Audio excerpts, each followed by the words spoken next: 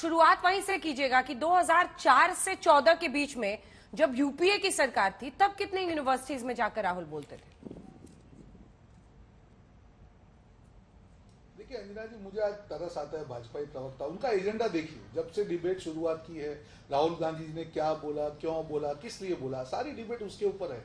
और जो मुद्दों पे बात की उस पर करने की हिम्मत नहीं है। मैंने जैसे कहा, न्यायतंत्र पे बोलने की उनका हिम्मत नहीं है। और राहुल जी जब भी बात करते हैं, जब हमारी सरकार थी तब हमारी जिम्मेदारी थी, अगर आपको लगता था तो बोलने का अधिकार था, मीडिया में आप जा सकते थे। मैं आपको 50 आपको बीजेपी की स्पीच सुना सकता हूं जो हमारी सरकार थी। हमने तो कभी ये अधिकार रोका नहीं है कि आप मीडिया में जा सकते हैं। मैं आपको 10 साल के कम से कम 50 ऐसे इंस्टेंसेस कर सकता हूं जहां पे मीडिया ने ओपनली सरकार को क्रिटिसाइज किया है और हमने उसको विनम्रता से लिया है। अगर हमारी गलती है तो स्वीकार भी किया है। क्या आज आपको लगता है ये अधिकार किसी के पास है?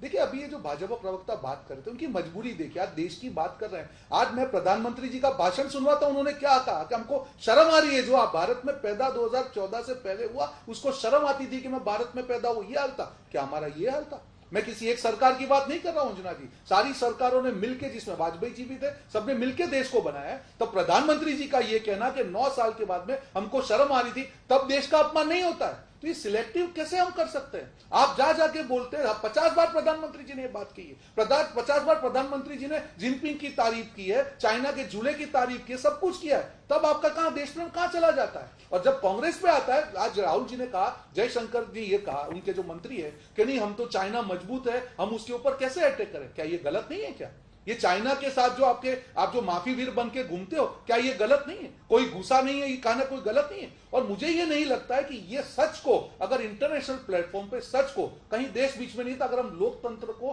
बचाने के लिए हमको कटघरे में खड़ा किया जाएगा तो उस कटघरे में खड़े होने के लिए हम तैयार हैं। हम जिम्मेदार हैं, हम गुनहगार हैं और होते रहेंगे, क्योंकि आने वाली पीढ़ी हमको नहीं माफ करेगी जिस प्रकार से भाजपा हमारे लोकतंत्र को दबा रही है। कल न्याय तंत्र के ऊपर ये लोग डोरे डाल रहे हैं, इलेक्शन कमीशन पे डोले डाल रहे हैं। जो भी सांसद विपक्षी हो, जो भी उनके खिलाफ है, उसके ऊपर ईडी आईटी सब रेड होती है। तो क्या हम रोकेंगे नहीं? क्या ये जिस प्रकार का माहौल अंजना जी बना दिया है, एक असहिष्णुता बोलते हैं कि इनटॉलरेंस, कि नहीं भाजपा के खिलाफ आप बोलो या प्रधानमंत्री के खिलाफ बोलो तो भारत के खिलाफ बोलना है। ये देश की जनता समझ चुकी है और सारे लोग जानते हैं कि भाजपा की विफलता का पर्दाफाश करना भारत के खिलाफ बोलना नहीं है।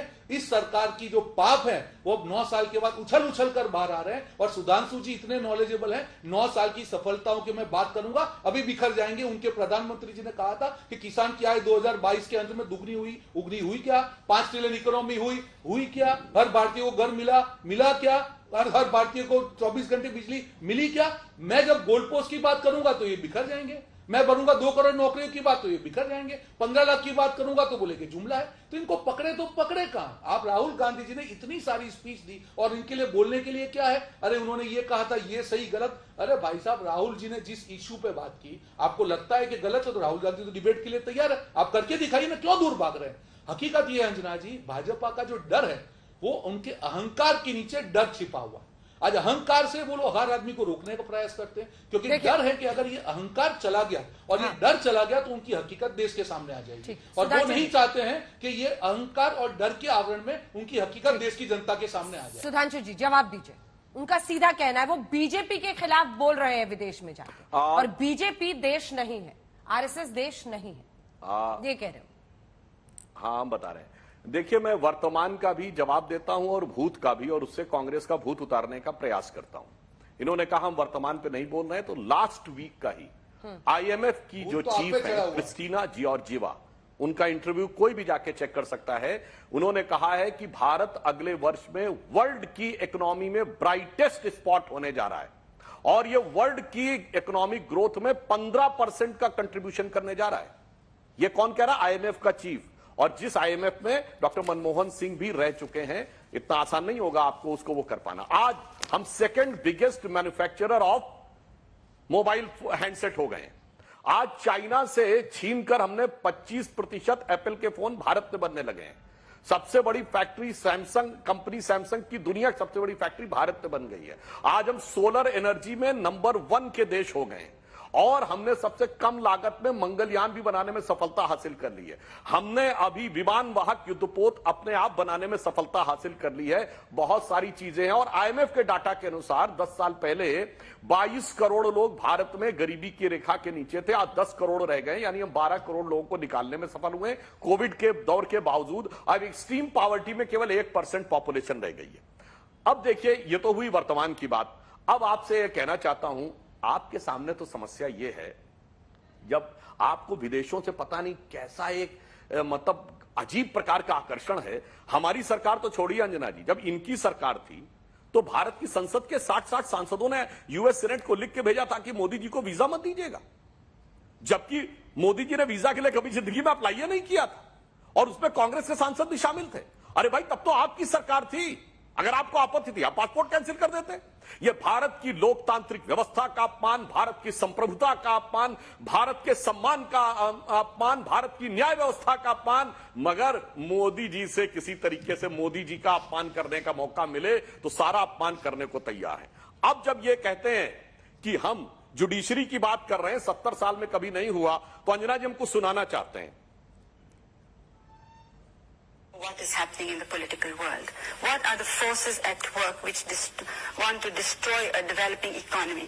Is a judge competent to decide that? Then why have democracy? Why have elections? Why have political people in power? How does Mr. Shah know what is happening in the political world? What are the forces at work which want to destroy a developing economy? Is a judge competent to decide that? ये कौन है?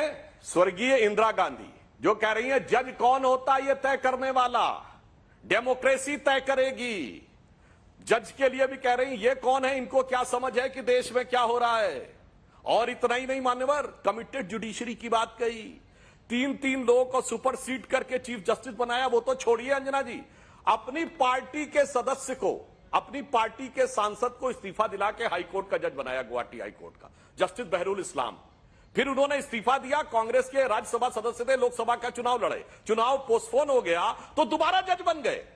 अरे सुनिए, उसके बाद फिर retire हो गए। और भारत के इतिहास का इकलौता उदाहरण कि रिटायरमेंट होने से, हाई कोर्ट से रिटायर होने के 10 महीने बाद फिर सुप्रीम कोर्ट के जज बन गए और रिटायर होने के बाद फिर कांग्रेस पार्टी के राज्यसभा सदस्य बने। मान्यवर, जब आप कहते हैं कि 50 साल में ऐसा पहली बार हुआ, बहुत सोच समझ के किया करिए। और मैं यह भी बताना चाहता हूं अंजना जी, ये मुस्लिम ब्रदरहुड से तुलना कर रहे हैं इसी अमेरिका की वॉशिंगटन डीसी की जॉन हॉपकिंस यूनिवर्सिटी के प्रोफेसर वॉल्टर एंडरसन ने आरएसएस पे किताब लिखी है। उन्होंने कहा ब्रदरहुड इन सैफरन, और उन्होंने लिखा है कि किस किस ढंग के विकास के कार्य। कब लिखा? 1987 में। ना कोई राम मंदिर आंदोलन था, ना भाजपा थी, न मोदी जी राजनीति में आए थे, हम 2 सीटों वाली पार्टी थे। मगर अफसोस कि राहुल गांधी जी को जाके ये दिखता है तो मुझे ये लगता है कि ना उन्हें अपना इतिहास पता, न देश का वर्तमान पता, न देश का भूतकाल पता, बस केवल उनके दिमाग के ऊपर मोदी विरोध का भूत चढ़ा हुआ है। ठीक है।